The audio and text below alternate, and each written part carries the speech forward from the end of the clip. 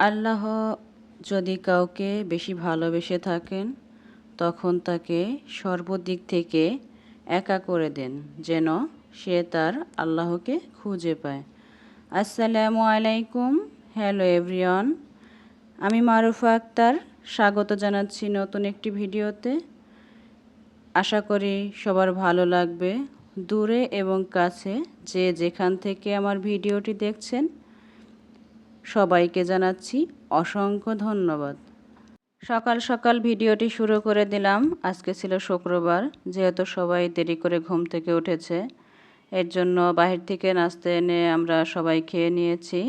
আমি তো খেয়েছি পান্তা ভাত, কারণ আমার অনেক দিন যাবতেই পান্তা খেতে মন চেয়েছে, কিন্তু সময় সুযোগ করে উঠতে পারি না, এর জন্য খাওয়াও হয় না। গতকালকে রাত্রে ভাতে পানি দিয়ে রেখেছিলাম, ওটাই খেয়ে নিয়েছি, খুব তৃপ্তি সহকারে খেয়েছি।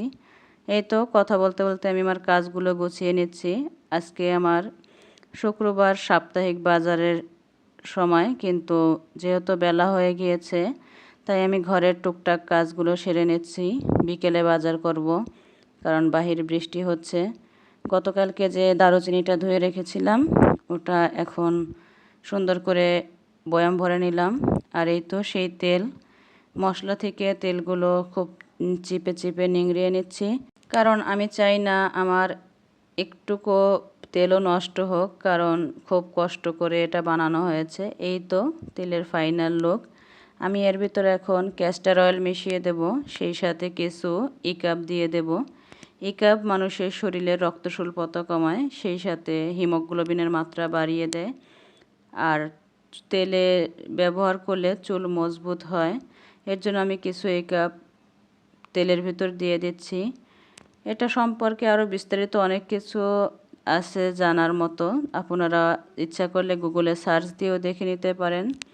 এই তো কথা বলতে বলতে আমার ইকাপগুলো সব কেটে দিয়ে দেওয়া হয়েছে।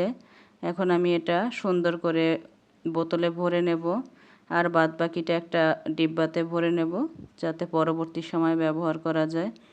আশা করি ভিডিওটি আপনাদের কাছে ভালো লাগবে। যদি ভালো লেগে থাকে তাহলে অবশ্যই একটি লাইক দিয়ে দিবেন।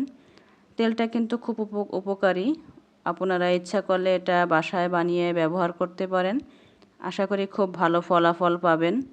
এই তো আমার তেলটা ঢেলে নেওয়া হয়ে গিয়েছে। তো ভিডিওতে আমার MN ব্লগ থেকে নাসরিন আপু কমেন্টস করেছে, যদি আপুর বাসা আমার বাসার কাছে থাকতো তাহলে এক বাটি তেল নিয়ে নিত।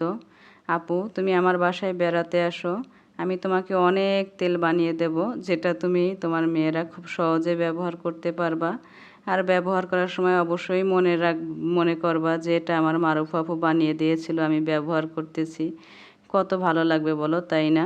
এই দেখেন চলে আসলাম আমার বিজনেসের প্রোডাক্ট নিয়ে। আলহামদুলিল্লাহ অনেকগুলো প্রোডাক্ট চলে এসেছে। যেহেতু আমি ছোটোখাটো একজন বিজনেসম্যান, তাই অল্প করেই নিয়ে আসছি, আর এটাই আমার কাছে অনেক। দেখেন তো আপুরা, কার কার কাছে পছন্দ হয়। যদি পছন্দ হয় তাহলে আমাকে কমেন্টসে জানাবেন, আমি পরবর্তী ভিডিওতে মাঝে মাঝে দেখিয়ে দেব। ইচ্ছা করলে আপনারা আমার থেকে খুব সহজেই রিজনেবল প্রাইজের ভিতর নিতে পারবেন। এই তো চলে আসলাম বাজার করে নিয়ে বিকেলের বেলা। এখন আমি এগুলো রেখে চলে যাব আমার পরবর্তী কাজে, কারণ একটা কাজ আগের থেকে যদি প্রিপারেশন নেওয়া থাকে তাহলে সেটা খুব সহজেই স্টেপ বাই স্টেপ করে নেওয়া যায়।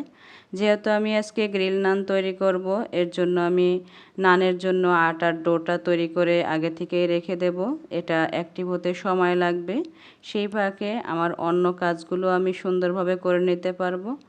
বুদ্ধি খাটিয়ে সময়ের সাথে তাল মিলিয়ে কাজ করলে খুব অল্প সময়ে অনেকগুলো কাজ করে নেওয়া যায়। আশা করি আমার নতুন নতুন যেসব আপুরা সংসার শুরু করেছেন তাদের কাছে একটু হলেও উপকারে লাগবে। এই তো আটার ডোটা মেখে চলে আসলাম মুরগি প্রসেস করে নিয়ে। মুরগিটা সুন্দর করে ধুয়ে কেটে নিয়ে আসলাম। এখন আমি এক এক করে সমস্ত মশলা দিয়ে মুরগিটা ম্যারিনেট করে রাখবো।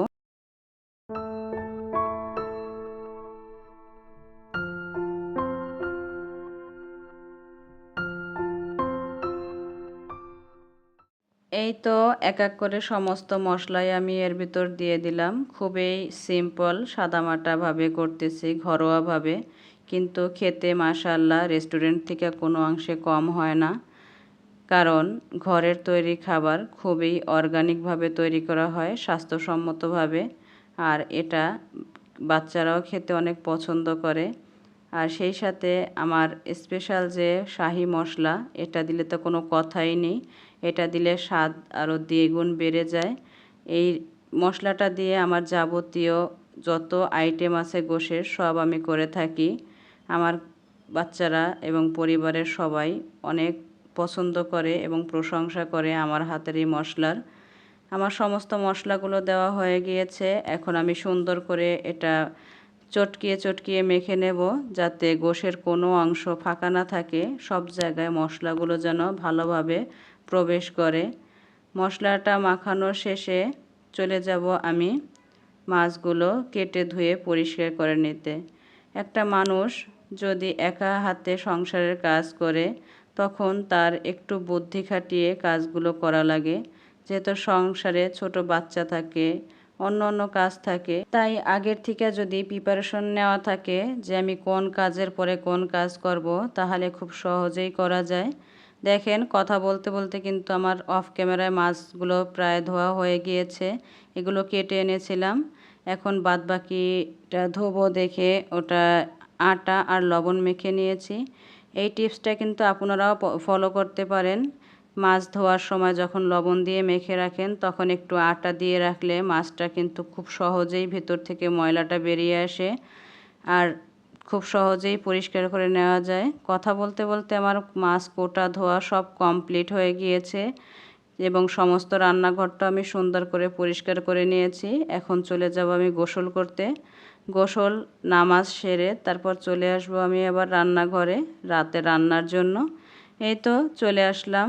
এখানে আমি গ্রিলটা বসিয়ে দেব। যেহেতু আমার ওভেন নেই, আমি চুলাতেই তৈরি করে থাকি। এই গ্রিলটা বসিয়ে দিয়ে আমি আমার বাদবাকি অন্য অন্য কাজগুলো করে নেব। দেখতে থাকুন আপনারা। এভাবে স্টেপ বাই স্টেপ আপুরা যদি কাজ করে থাকেন, আমার মনে হয় কষ্টটা একটু কম হয়, প্রেশারটাও কম পড়ে শরীরে। এই দেখেন, আমার গ্রিলের মুরগিগুলো কিন্তু চুলাতে দেওয়া হয়ে গিয়েছে। এটাকে এখন আমি ঢেকে দিয়ে যাব, যাতে এটার থেকে একটু পানি বের হয়ে এটা সিদ্ধ হয় ভালোভাবে। এই তো চলে আসলাম গ্রিল খাওয়ার জন্য স্পেশাল যে সসটা বানানো হয় সেটা বানাতে। কারণ এই সসটা বানানো খুবই সহজ এবং খুবই মজাদার হয়ে থাকে। দেখেন, আমি কিন্তু এক এক করে সমস্ত কিছু উপকরণ দিয়ে দিচ্ছি। এরপর আমি এটা ব্লেন্ডার করে নিয়ে আপনাদের সামনে চলে আসতেছি। এই তো আমারটা তৈরি করা হয়ে গিয়েছে। এখন আমি এটা একটি বক্সে ঢেলে নিচ্ছি, কারণ এটা খাওয়ার পরে অনেকখানি থেকে যাবে। এর জন্য আমি বক্সেই ঢেলে নিলাম সরাসরি। দেখেন, আমার সুজানাও চলে এসেছে খাওয়ার জন্য।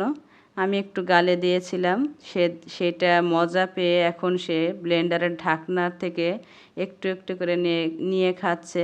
মাশাআল্লাহ, দেখতে কি মিষ্টি লাগছে তাই না? মনে হচ্ছে কত যেন তৃপ্তি সহকারে খাচ্ছে। সবাই দোয়া করবেন আমার বাচ্চাদের জন্য, আল্লাহ পাক যেন ওদেরকে সুস্থ সুন্দর রাখে। এই তো ওর খাওয়াটা প্রায় শেষ হয়ে গিয়েছে। আমি একটু ভিডিও করে নিচ্ছিলাম, আমার কাছে ভালো লাগতেছিল। চলে আসলাম রান্নাঘরে। এই তো আমার গ্রিলের থেকে অনেকখানি পানি ছেড়ে দিয়েছে। এটা হতে থাকতে থাকতে আমি আমার নানের জন্য যে ডোটা তৈরি করে রেখেছিলাম, ওটা দিয়ে এখন নানগুলো বানিয়ে নেব।